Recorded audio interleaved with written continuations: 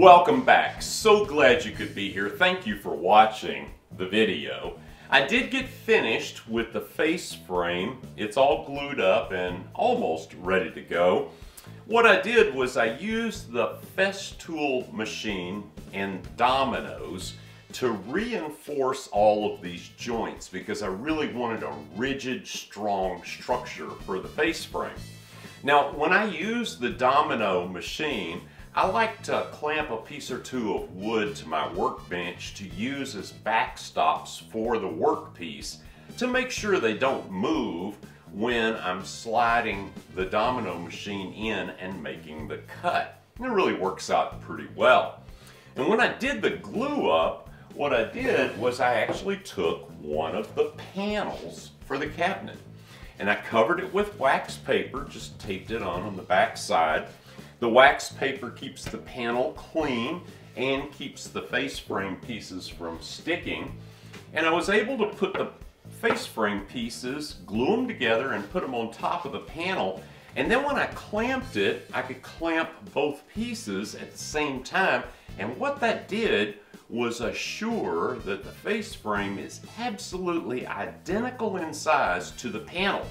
And that, in turn, will assure that we get a nice square glue up for the whole assembly. Well, Maria, I want to thank you for this wonderful hat.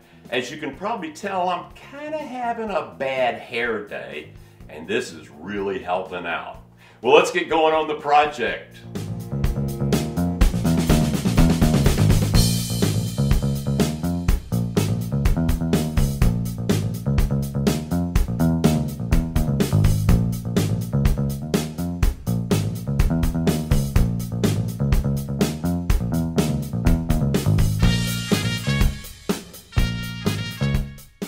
A drum sander is a great tool to have in your shop for a whole lot of different purposes, but it really excels at face frames. If for some reason the individual joints in your face frame are not absolutely perfectly aligned, a drum sander will bring those into just perfect alignment with just a couple of 2 or 3 passes.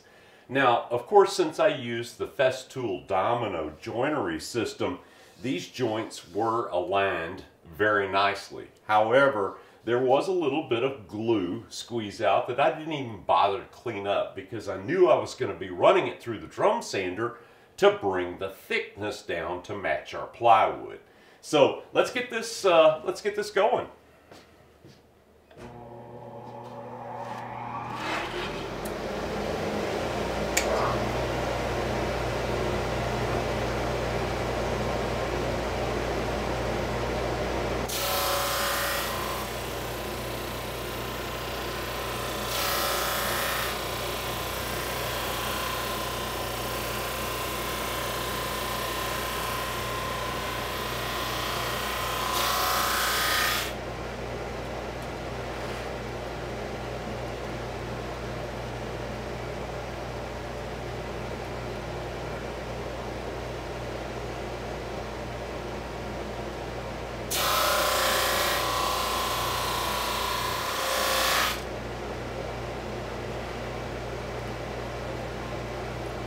Okay, as you can see, that's beautiful. Even my pencil marks are gone. I'm just going to check this against the plywood to see how we're doing on our thickness, and we're pretty much ready for this piece. All right, we've got our 2 side sub-assemblies. They're ready. The face frame's ready. The other panel is ready. So we could go ahead and glue up the cabinet, but it's going to need to be in the clamps for a little bit. And I want to get a couple things done before we do this glue up. And the first thing is our aluminum square stock that's going to be used for the table mechanism. And I had one piece that I cut in half just to use on a temporary basis. And I'm just going to slide this in here now. And the only thing you want to do is just make sure that it slides in and out. You want it to be snug but easy to slide in and out. You just don't want it to stick anywhere. And remember, I am going to wax these so they'll slide in more smoothly after that's done. However, if you have one of these cavities where the tube is sticking, here's a little way that you can take care of that. I took a piece of our 3/4 inch plywood stock and I ripped off a piece a little less than 3/4, and on the end I used some contact cement and put 60 grit sandpaper on all 4 sides. And all you have to do is push this in and just slide it back and forth and sand the edges of your cavity smooth. And if you have a place where it's sticking, that'll take care of it. All right, so here's what we want to do. I'm going to use this piece that we cut in half first, and I'm going to put this in here, and I'm going to go back to our marking. This leg is the right front, so I'm going to use a permanent marker here, and I'm going to put RF on this tube, and I'm going to put an arrow aiming towards this end. Basically call this the top. So we've got right front in the right front cavity. I'm going to slide this in until it bottoms out. And then what I want to do is I want to use, I'm going to take off my glasses to do this. I want to use a good rule here. And I want to mark up from the front edge here 5/8 of an inch in order to do a final cut. And I'm just going to put a mark there at 5/8 of an inch. And I'm going to take this out and I'm going to turn it and I'm going to put another mark just to make sure. All you got to do is slide it in till it hits, slide this up to the top, and then hold the 2 pieces together, the rule and the tube, slide them out so you can get to it easier, and make your mark at 5/8 of an inch. And that's going to be our cut mark to get our final cut length for this tube. So now we have the right front. Let's see, this is the left rear. Now I've got a full length piece here I haven't cut yet, so I'm going to put this in here and I'm going to mark this left rear with an arrow pointing up. Make sure that doesn't come off. And I'm going to put our mark at 5/8 of an inch.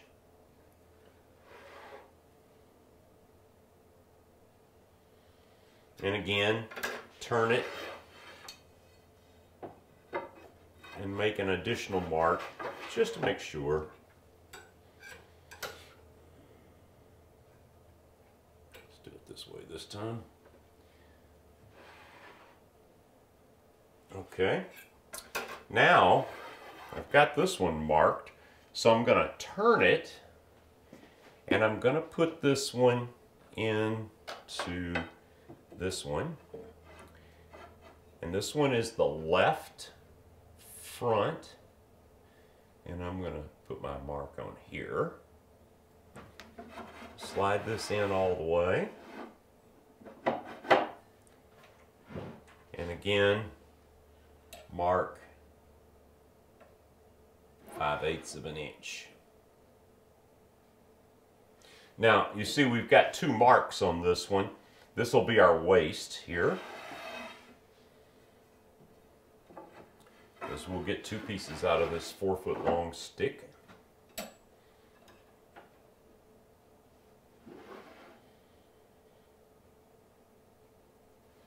And there we go. I've already marked this one. I've got this one marked as the right rear, but I haven't marked the length on here for the cut. So let's mark that there.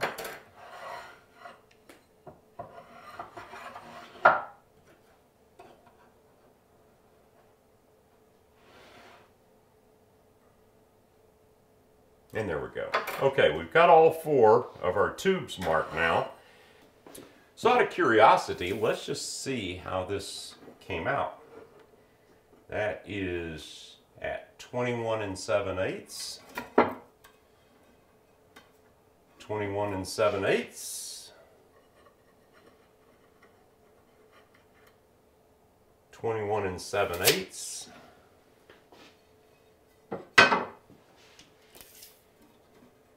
And 21 7/8. So we have consistency. So now what we need to do is we need to cut these. And to do that, we're going to use something that we've actually used before. I love recycling jigs. All right, do you remember this? This is the little jig that we made to glue up the first L-shaped piece inside the leg. And what I've done is I used my dovetail saw, and I made a kerf perfectly vertical in this little jig. And what I'm going to do is I'm going to clamp this down to the edge of my outfeed table so that it doesn't move.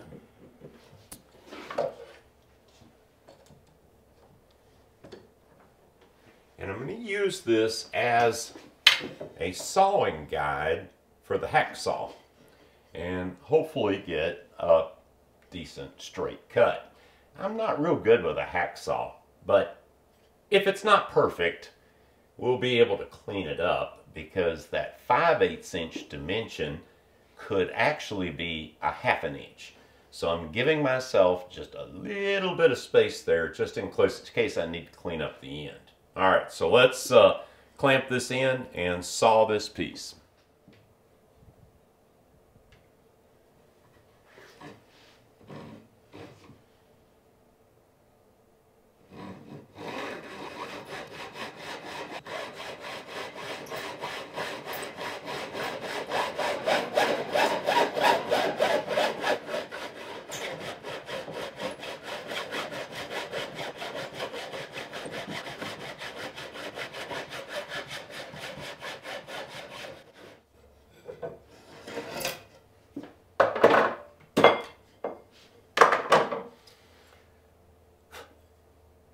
Well, it's not perfect, but I think it's better than I could have done freehand. So, okay, there's one, 3 more to go. All right, I've taken our same little jig and I've just turned it around and put the end of it off of the bench here and clamped it back down. And the reason for that is because I want to use a regular file and just take the sharp edges off that are left over after sawing these to length. Don't want to get scratched on this, and don't want it to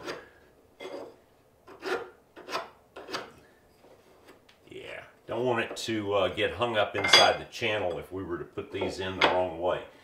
Okay, I've got one of our sides standing up now on its side, and the notch is up, and this is right front. So I've got my aluminum stock here, the one labeled right front, and I'm going to put that label on the notch side just for orientation purposes so I don't forget. I'm going to slide this all the way into the bottom, and I'm just going to lightly hold it there in place. I'm going to have to use a pencil because my permanent marker won't get down into this notch. But we're going to go with a pencil and mark around, say the bottom 3/4 of an inch to an inch. It's a half round at the end and up the 2 sides. And we just want to mark this really good. And pencil doesn't write on aluminum too well, so you got to go over it a few times. We're going to get a good mark on there. And then we're going to pull that out. And yeah, that's a semi-visible mark. And then what we're going to do with my combination square set at 3.5 inches, we're going to come in here, hold this against the end, and make a mark across at the 3.5 inch point, right across here. And that's all there is to marking that, because we are going to find the physical center of this from side to side at the drill press, and that's going to be our drill location. So I'm going to do that with all four. Okay, our aluminum bar stock pieces are cut to length, they're marked out, and they're ready to go. The next step that we need to do is go to the drill press, and we're going to drill holes, and we're going to tap threaded holes here where we made these marks. But before we get started on that, I want to go ahead and glue up the basic cabinet assembly so that it can be sitting and curing while we're doing that next step. So let's get going on this. What we need to do is get some glue into the remaining 4 dados and just simply glue in the face frame and our 3rd solid panel. Now on this particular glue up, unlike some of the others, we're going to need to be careful of squeeze out on the visible portions of this cabinet. After getting the first application of glue into these grooves, I'm going back now and putting a little bit more in because that first application has soaked in and tacked up just a little bit. The second application always goes in a lot smoother and faster. And you want to make sure you get glue up on the sides of the dado. Okay.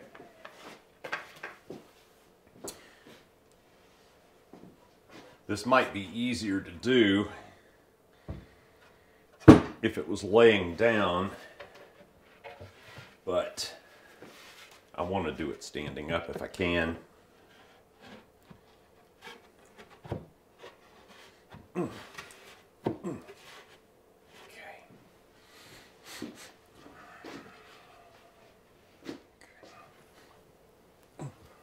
Do a little pounding here.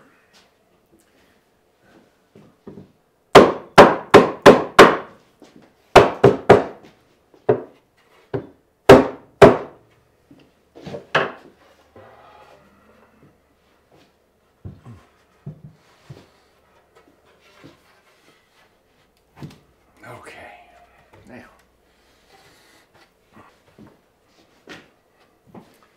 the way I'm going to clamp this is a clamp across the bottom,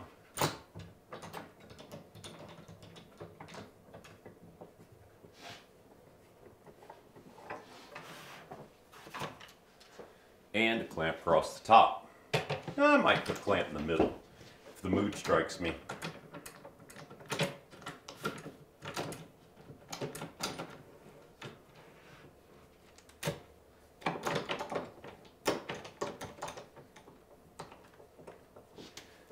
But before I get all crazy here, I want to check for square. And I'm just using my small combination square to do this.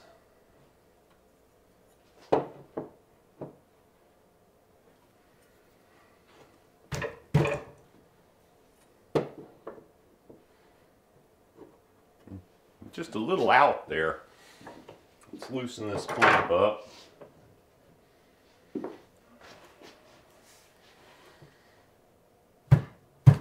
Okay.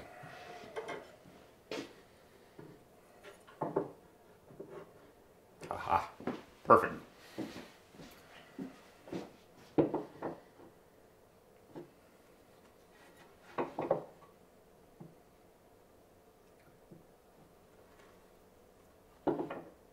Okay.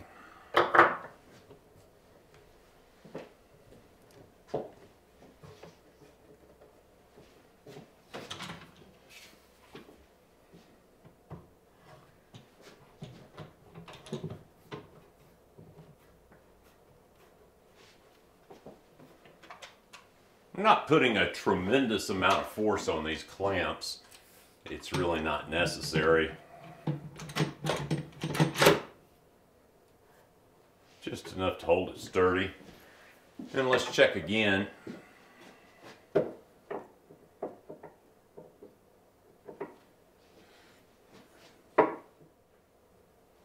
Okay, I think that looks pretty good.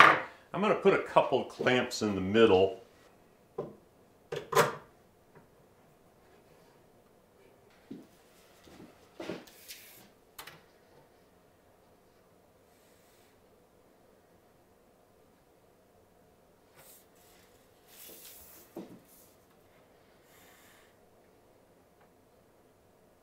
Wow. Huh.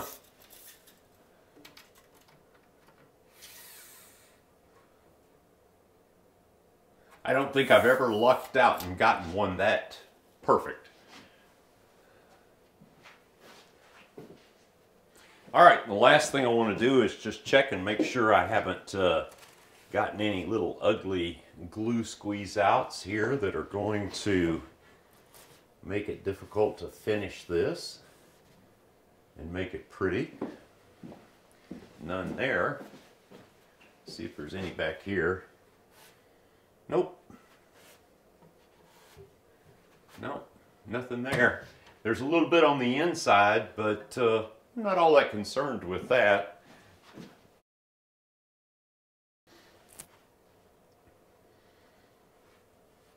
Gee, that looks pretty good. Now, one last thing that you can do is check your width across here and here to make sure you have the clamps tightened up evenly. So there we go. Now we can move on to our metal tubes. So I'm at the drill press now, and what we want to do is we want to cut 1/4 threaded holes through our aluminum square stock here, and we want that thread to go through one side and through the other because we're going to thread in a bolt that's going to catch both sides of this piece of aluminum stock. So what I've done is I've taken the scrap, which was where I cut the long 48-inch piece into 2 pieces, and this was the center that was cut out, and I've got that set up for a test. And the first thing we need to do is drill the pilot hole that comes with the drill and tap set. This is the matching drill bit, and so we want to run that through first and drill the hole. And we want to go all the way through.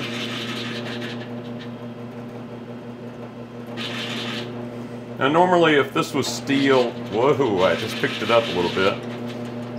If this was steel, I'd probably put a drop of oil on here, but this is aluminum and it's pretty soft.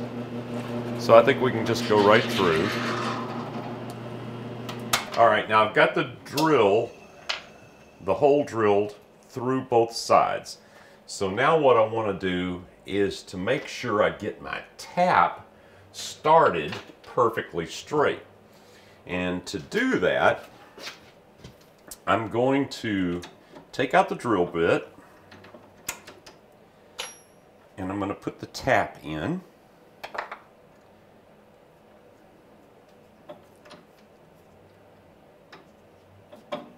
And all I'm going to do is just make it finger tight. I'm not going to use the chuck key. And then what I'm going to do is I'm going to lower this down with just very slight pressure, and I'm going to turn the chuck and start the threading process.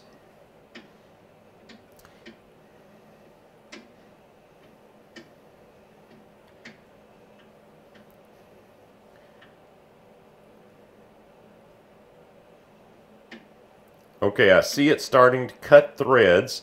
So now what I'm going to do is I'm going to loosen up my chuck, if I can figure out which way is looser.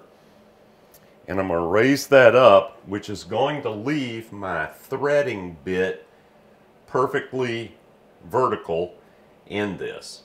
And at this point now I can take my tool that fits over the end of this and turn it the rest of the way. So let's take a look at that. Okay, this is the little handle that fits over this. And I'm going to put this on and tighten it up. And I'm rocking just a little bit. You know what? I'm going to have to remove the clamp. That's okay, because we're done with that section of it anyway. So now let's just see if we can go real straight, or as straight as possible, through here.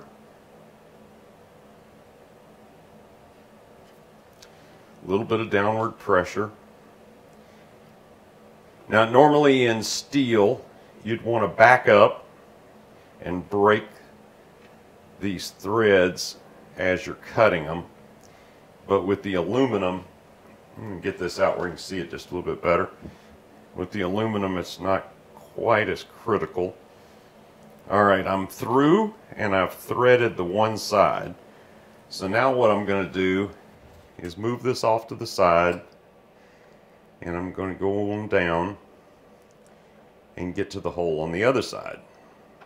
Maybe. How far is it? There we go. And I can feel it starting to cut on the other side.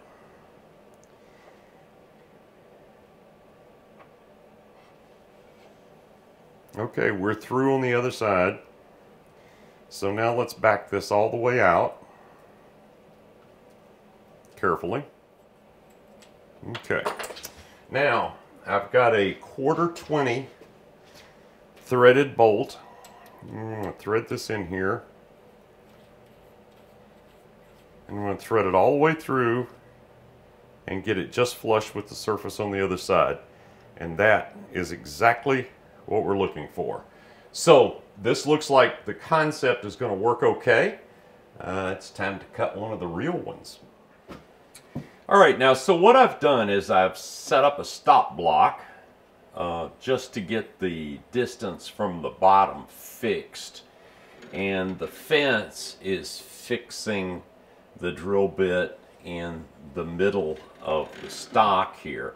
I've clamped it down. I'm going to hold this in to keep it from raising up as I drill, and I'm going to go ahead and drill all four and then come back, change this over to the tap and get the tap started and tap all the holes. So kind of do it in a production fashion here.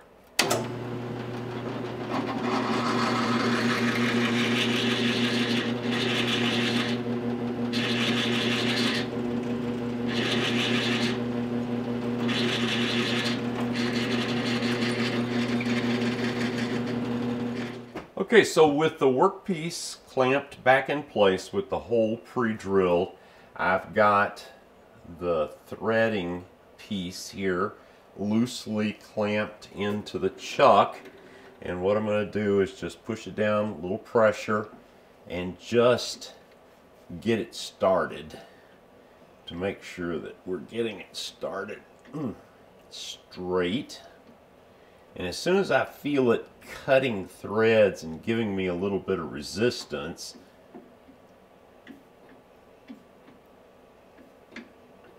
I'm going to loosen up the chuck and let that up. And then I can move this over here where I can get to it a little bit better. Put our little handy dandy handle tool up here, and then just go straight in, slow and easy, and cut those threads. And you'll feel immediately when the threads have been cut, because it'll just start to thread right in. Now when it gets to the other side, I can see it just poking out there, and I want to go in just far enough so that my 1/4-20 threaded rod will catch in the threads in that end. That should be just about right. So we'll back this out of here, nice and easy. And we'll take our 1/4 threaded rod here.